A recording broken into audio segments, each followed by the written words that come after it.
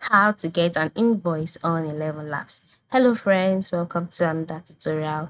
In this tutorial, you would learn how you can get an invoice on Elevenlabs. So you can always get an invoice of your subscription purchases. And how do you do so?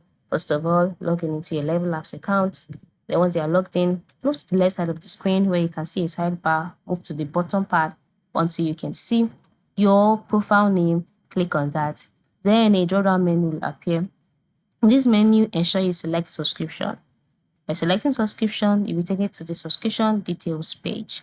So on this page, move to the right side of the screen where you can see the option Manage Billing Info and then select that.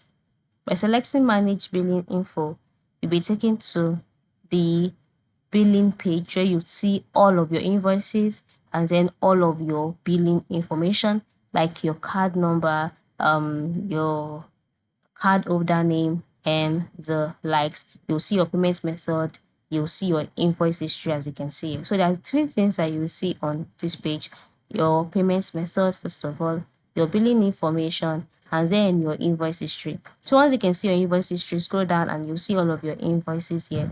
Click on the invoice that you'd like to see, and then you see the download option. Click on download and the invoice will be saved to your computer immediately.